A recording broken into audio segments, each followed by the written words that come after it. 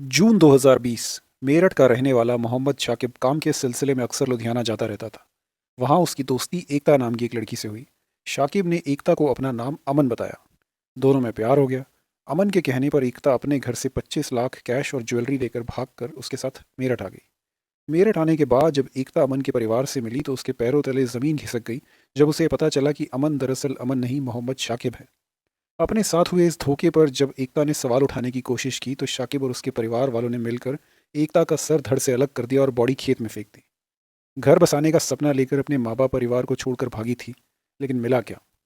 जुलाई 2020 29 साल के शमशाद ने 35 साल की प्रिया को अपना नाम अमित गुजर बताकर फेसबुक पर दोस्ती की। प्रिया डिवोर्सी थी और उसकी एक बेटी भी थी। दोनों के बीच प्यार हुआ और फिर प्रिया अपनी बेटी के साथ अमित के घर आकर रहने लगी।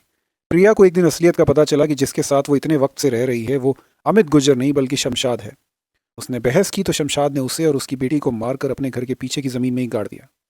बेचारी शमशाद को अमित गुजर समझकर उसके लिए करवा चौथ का व्रत तक लगती थी, लेकिन मिला क्या। जून 2021 मालेगांव में 23 साल का माजिद खान मोहित बनकर एक नाबालिग लड़की से मिला। प्यार हुआ, फिजिकल रिलेशन बने, जो by the way legally rape में आता है क्योंकि माइनर लड़की का कंसेंट वैलिड नहीं होता है। उसने वीडियो बनाई।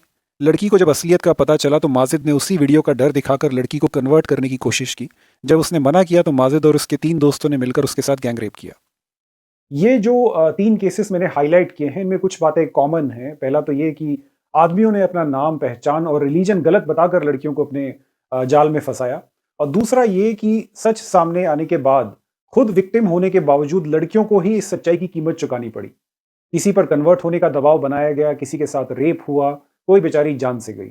अब आप में से कुछ समझदार लोग कहेंगे कि भाई इतना बड़ा देश है, यहाँ पर रोज हजारों क्राइम होते हैं, तो अगर आप 3-4 एक जैसे सिमिलर दिखने वाले केसेस को उठाकर आप एक साथ प्रेजेंट करेंगे, इसका ये मतलब थोड़ी ना होता है कि कोई पैटर्न बन रहा है। बिल्कुल सही बात है, लेकिन समस्या ये है कि इस तरह के सिर्फ 3-4 केसेस नहीं हैं, हजारों में है, या हो सकता है उससे भी ज्यादा हो, क्योंकि सारे केसेस तो रिपोर्ट होते नहीं है। प्रूफ चाहिए?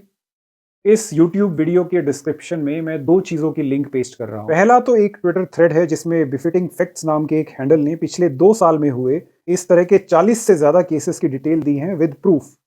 उसने ये केसेस एक्टिवली नहीं ढूंढे कि चलो गूगल खोलते हैं, गूगल में कीवर्ड डाल के न्यूज़ की लिंक उठाते हैं फिर उसको कंपाइल करते हैं।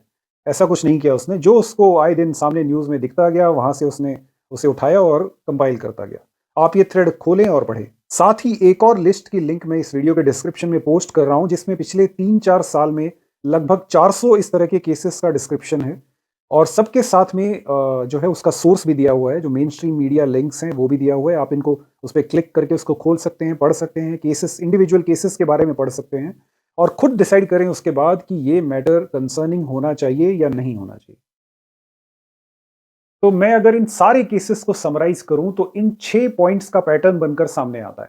पहला, आदमी अपना नाम, रिलीजन, पहचान छुपाकर या गलत बताकर लड़की को अपने प्यार के जाल में फंसाता है। दूसरा, सिग्निफिकेंट नंबर ऑफ केसेस में आदमी पहले से ही शादीशुदा होता है या उसके बच्चे भी होते हैं और यह बात भी लड़की से छुपाई जाती है। तीसरा, सिग्निफिकेंट नंबर ऑफ केसेस में लड़की माइनर होती है और जिसे ग्रूम किया जाता है। चौथा, सच सामने आने के बाद अधिकतर लड़कियों पर कन्वर्ट होने का दबाव बनाया जाता है।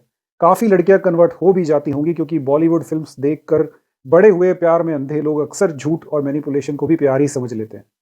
पांचवा, जो कन्वर्ट नहीं होती या जिनको कन्वर्ट होने का ऑप्शन नहीं दिया जाता, या वो जो इस अब ऐसे रिलेशनशिप को खत्म करना चाहती हैं, उन्हें हैरस, स्टॉक या ब्लैकमेल किया जाता है। छठा, काफी लड़कियां रेप, ह्यूमन ट्रैफिकिंग या फिर हत्या का शिकार बनती हैं। और ये पैटर्न बाई चांस बन रहा है या ये सब कुछ एक ऑर्गेनाइज तरीके से हो रहा है, ये मैं आपकी अंडरस्टैंडिंग पर छोड़ता हूं। और फोकस करते हैं इस वीडियो के लास्ट सेगमेंट पे, वो ये कि इतने सारे केसेस होने के बावजूद क्यों इस टॉपिक पर पब्लिक अवेयरनेस नहीं है, क्यों कम्युनिटी डिस्कशन नहीं होता, क्यों सरकारें कुछ नहीं करती। मीडिया के पास बहुत पावर होती है, किसी भी इशू पर रातों रात नेशनल कंशंस जगा सकती है। एग्जाम्पल, इंडिया में हर रोज करीब 80 से 100 रेप केसेस रिपोर्ट होते हैं। ये एक बड़ा फिगर है, लेकिन हमारा ध्यान कभी इस तरफ जाता नहीं है। हम हर रोज ये नहीं सोचते हैं कि रेप कितनी बड़ी समस्या है इस देश में एज अ सोसाइटी। लेकिन जैसे ही मीडिया किसी पर्टिकुलर रेप केस को पकड़कर 24/7 कवर करना शुरू कर देती है, सडनली सारी जनता जाग जाती है। रोज होने वाले 80 से 100 रेप केसेस हमारे सोशल कॉन्शियंस को उतना ट्रबल नहीं करते जितना वो एक पर्टिकुलर केस कर देता है जिसे मीडिया हाईलाइट करती है। ये मीडिया की पावर है। लेकिन दुख की बात है कि ये जो आज का हमारा डिस्कशन टॉपिक है impersonation, manipulation, fraud with an intent to convert, rape और किल। ये कभी मीडिया की प्रायोरिटी रहा ही नहीं, एक बार भी नहीं। आप किसी इश्यू को जब तक हाइलाइट ही नहीं करोगे, लोगों को नहीं दिखाओगे, तब तक अवेयरनेस कहाँ से आएगी? ज़्यादातर विक्टिम लड़कियां जो हैं वो लोअर या फिर lower middle class socio economic group से बिलोंग करती हैं और छोटे शहरों से होती हैं। तो इनके साथ ये जो क्राइम होता था, या तो इसकी रिपोर्टिंग ही नहीं होती थी, या रिपोर्टिंग होती थी तो लोकल न्यूज़पेपर्स में होती थी, जो उस पर्टिकुलर शहर के न्यूज़पेपर्स हैं। सोशल मीडिया आने के बाद कवरेज थोड़ी-सी इम्प्रूव हुई है, लेकिन आज भी जो मेन स्ट्रीम टीवी चैनल्स हैं उनके लिए ये प्रायोरिटी टॉपिक है ही नहीं। एमिनेंट सिविल सोसाइटी से मेरा मतलब है thinkers, writers, academicians, actors, activist, इस तरह के लोग जो देश के कल्चरल नैरेटिव को चलाते हैं। इनको इस टॉपिक से एलर्जी है। इन क्राइम्स की सीरियसनेस को डाइल्यूट करने के लिए ये लोग एक टोटली डिफरेंट कॉन्सेप्ट सामने ले आते हैं डिफेंस में, जिसे कहा जाता है इंटरफेथ लव। आप अगर इनसे कहें कि कुछ आदमी ऐसे हैं जो कि क्रिमिनल इंटेंट के साथ लड़कियों को फंसाते हैं, अपना नाम, पहचान, रिलीजन छुपाकर, तो इनका जवाब होता है कि तुम इंटरफेथ लव के दुश्मन हो। कोई गधा भी ये बात समझ सकता है कि इंटरफेथ लव और इम्पर्सनेशन दो टोटली डिफरेंट चीजें हैं, बट इनकी समझ में नहीं आता। इंटरफेथ लव वो होता है जिसमें लड़का और लड़की एक दूसरे को जानते हैं, कोई किसी से अपनी पहचान नहीं छुपाता, एक दूसरे के बारे में अच्छे से जानते हैं, कोई क्रिमिनल इंटेंट नहीं होता। जबकि जो केसेस मैं यहाँ हाईलाइट करने की कोशिश कर रहा हूँ, वहाँ पे लड़का अपना लड़की को मैनिपुलेट करता है, अपनी आइडेंटिटी छुपाकर उसको फँसाता है, और बाद में जब सच सामने आता है तो लड़की को उसके कॉन्सिक्वेंसेस झेलने पड़ते हैं, जो बहुत खतरनाक होते हैं। गैंग रेप तक होता है, मर्डर तक होता है, और आप इन दोनों चीज़ों को सेम बोल रहे हो यार, कुछ तो शर्म करो। वे हिंदू लड़कियां जो इंटरफेथ रिलेशनशिप्स में हैं, या जिन्होंने इंटरफेथ मैरिजेस किए और आज बहुत खुश हैं, स्पेशली रिच एलीट क्लासेस वाली लड़कियां जो होती हैं, भगवान आपको खुश रखे, सीरियसली, टोटली, मतलब दिल से मेरी विश है कि भगवान आपको खुश रखे।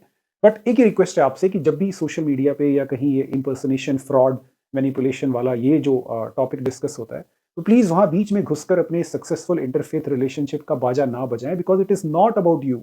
हम टॉपिक उठाते हैं उन लड़कियों का, उन बच्चियों का जिनको झूठ बोलकर फंसाया गया, बाद में उनमें से काफ़ी लोगों के साथ रेप होता है, उनको मार दिया जाता है। That is not interfaith love.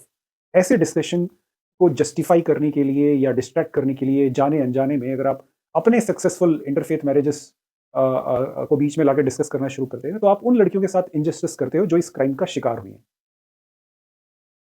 वे लोग जो ऑलरेडी अवेयर हैं इस टॉपिक के बारे में, उनसे भी मेरी रिक्वेस्ट है कि जो नॉर्मल इंटरफेथ रिलेशनशिप्स होते हैं, उनको लव जिहाद ना कहें।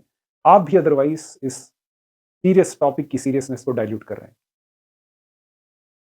इंटरफेथ रिलेशनशिप्स जिसमें लड़का और लड़की एक दूसरे के बारे में सच पहले से जानते हैं, जिसमें कोई क्रिमिनल इंटेंट नहीं होता है, उससे किसी को कोई प्रॉब्लम नहीं है। दैट इज टोटली डिफरेंट, उसको साइड पे रखते हैं, दैट इज फाइन। ये वीडियो हाईलाइट कर रहा है सिर्फ वो केसेस जहां पे क्रिमिनल इंटेंट के साथ लड़कियों को मैनिपुलेट करके फंसाया जाता है और बाद में उनके साथ एक्चुअल में क्राइम होता है, और मेरे ख्याल से हर समझदार आदमी को इससे प्रॉब्लम होनी चाहिए। लड़कियों, ये आपकी लाइफ है, आप ही ने डिसाइड करना है, हम कुछ नहीं होते बोलने वाले। बस just for your own safety, if you are meeting someone through social media especially, then please do a background check for your own safety, nothing else. बस इतनी अवेयरनेस चाहिए।